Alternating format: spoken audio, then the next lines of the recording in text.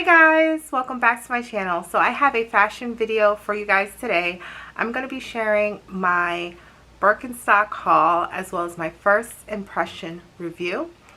So let's get into the video. I recently picked up my very first pair of Birkenstocks, and I actually purchased two pair. The Boston shoe is one of their very popular, if not one of the most popular models. I was doing some research on the shoe and I just learned a lot about the Birkenstocks in general. I want to highlight a few points about the shoe that made me interested. One of the things that I did not know or understand about the brand is the thought that goes into the footbed. So what makes Birkenstocks super special are their anatomically shaped cork latex footbeds.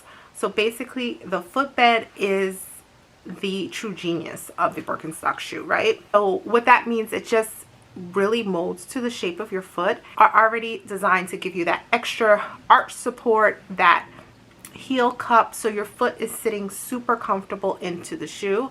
But then over time, as you continue to wear your Birkenstocks, the shoe then begins to mold to your feet, which makes them even more comfortable. I did not realize is how your foot health, as far as wearing good shoes, can contribute to other factors, including your back, your posture, and all of that. When I learned about all the benefits about Birkenstocks, from the quality, durability, the comfort level, again, improved foot health, back health, posture, all of that, like those benefits, you know, I was really intrigued. I started exploring some of their shoe designs. So I came across two designs which I'm gonna show in this video. I ended up picking up the Boston shoe, which is one of their most popular designs. It's the kind of clog shoe, mule, if you will. And then I picked up the Arizona sandal, which is the two-strap sandal. So I want to kind of break them down and go through the shoes, what exactly I purchased, why, pricing, all of that. So the first shoe I want to share with you are my Bostons, because these are the shoes that I purchased first. And so I bought the Bostons in the black oiled leather with the natural cork footbed. Here are the Bostons, U1. So here it is. It's already kind of getting kind of that stain, and that's from the oils of your foot, because again, this is cork. I know there are some videos on how to clean this or change this or kind of seal it so it doesn't get that stain. I mean, it doesn't really matter for me in this particular shoe. I will discuss the difference for my sandal, but in this particular shoe, it did not matter because the shoe is mostly covered. Like, this comes all the way to the heel almost, so no one's really going to be seeing the inside of my shoe. My very first Birkenstock, I wanted to have the full experience of what the original footbed, which this is the original footbed, is like. So the original footbed, again, is the cork latex footbed, which looks like this. Now, same cork latex, but in a soft bed shoe, meaning it just has additional cushion already in there. The sizing is important. So this is a 40, which works out to be a US 9, and I got it in the regular width. They do only run in whole sizes though, but you can also choose the width, so you can either get a narrow fit or a regular fit. I just got the regular fit because I knew I would want to wear this with socks potentially, so I went for the regular fit. Now, one thing I did have lots of confusion was on the sizing, and I did not purchase these in store, so I had never tried on a pair of Birkenstocks, so I was not sure of the sizing. Like, I'm a US 8.5, like 8.5, but most shoes, most European shoes, right, I feel like I have to size up like a half size, which would put me at a 9. So usually if I'm purchasing a shoe, I'm buying a 39.5, which is technically considered an 8.5, which works out for me, right? But there's no half sizes, so it was either get an 8 or get a 9. In the Boston, I opted automatically for the 9 because I knew I just would possibly be wearing this with socks, and I just felt like because of the style of shoe, a 9 would be the safest choice. There is a measuring tool on the website which you can print out and measure your foot to tell you exactly what size shoe you should buy. Use that as a reference guide.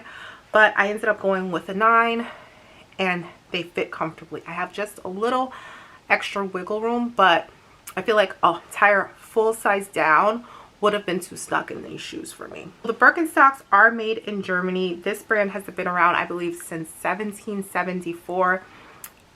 So these are made in Germany. And just a quick details, they have the buckle here, it says Birkenstock.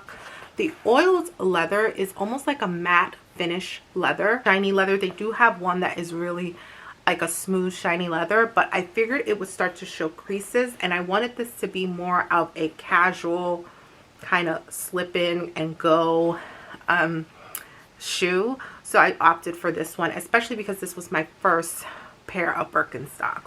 Overall, I will say, as far as comfort level, this has already surpassed my expectations. These shoes are extremely comfortable, and I understand now when some people purchase Birkenstocks and then they don't wear any other shoes. They just stick to Birkenstocks, because the comfort level of these shoes surpasses any other shoe that I've ever worn. So I understand that, right? Also, the price point, these I will put down below, but I believe these are about $135. I will put the exact price below. The cost per wear of how long I am projected to be able to wear these shoes. From reviews I've read, people have their Birkenstock for well over 5 years into 10 years, the same pair.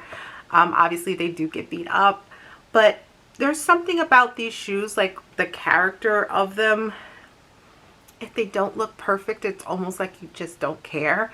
And I'm talking about this pair. My next pair, I have a different perspective on those. So considering I will have these for years to come, I think the cost per wear is perfect, like really reasonable. Here are the soles. So they do have like a nice tread there. And yeah, I am really, really loving this so far.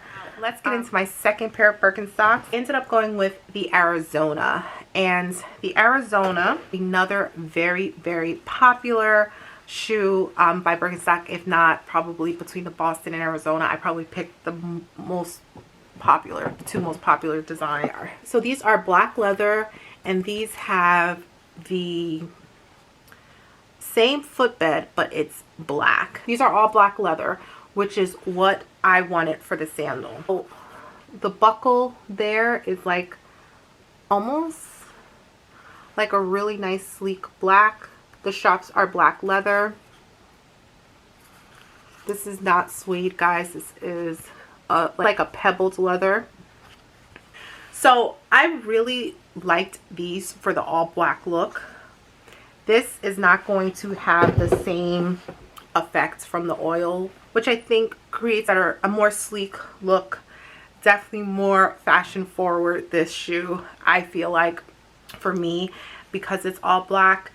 I'm excited to style these. I have to mention the obvious with this sandal. Looking at it, I could not help but think of the Chanel dad sandal. And I know that sandal has a strap in the back, but has a sandal, I think it's called Milano. I'll put like a little picture or something.